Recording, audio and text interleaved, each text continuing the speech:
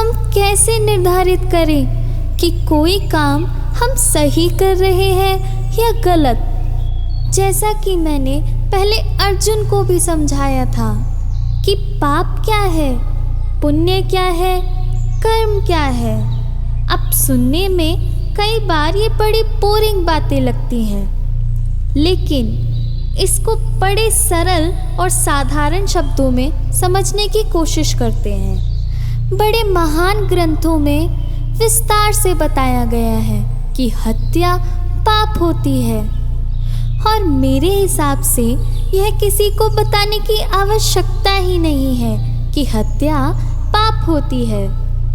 लेकिन अगर मैं कहूँ कि हत्या पुण्य है तो क्या आप विश्वास करेंगे?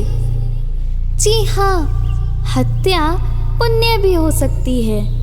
अब 2 उदाहरण लेते हैं। एक डाकू एक जंगल में इंतजार कर रहा है किसी राहगीर को लूटने के लिए। एक सेठ जी आते हैं जिनके पास 10 लाख रुपए होते हैं, और वो डाकू तुरंत ही सेठ जी के सामने आता है और सेठ जी के पेट में छुरा मारकर वहीं सेठ जी की हत्या कर देता है, और वो 10 लाख रुपए लेकर वहाँ से भाग जाता है। अब एक दूसरा उदाहरण लेते हैं। वहीं सेठ जी के पेट में कैंसर का फोड़ा है, और वही आदमी डाकू ना होकर डॉक्टर है।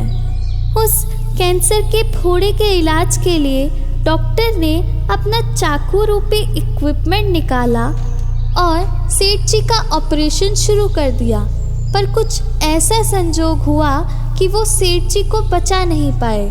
सेठ जी की वहीं हत्या हो गई। अब दोनों ही उदाहरण में हत्या हो गई। अब क्या मुझे बताने की ज़रूरत है कि डॉक्टर की हुई हत्या पाप है या पुण्य? तो कौन सा कर्म श्रेष्ठ है? क्या आप सही कर रहे हैं या गलत? इसका जवाब शायद आपको मिल गया होगा।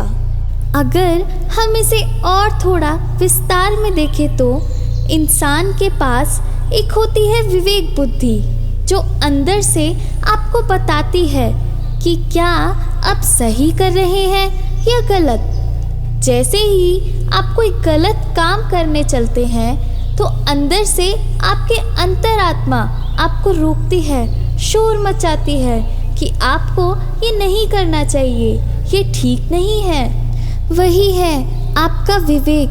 किसी काम को करते समय आपके अंतर्मन की दशा कैसी है?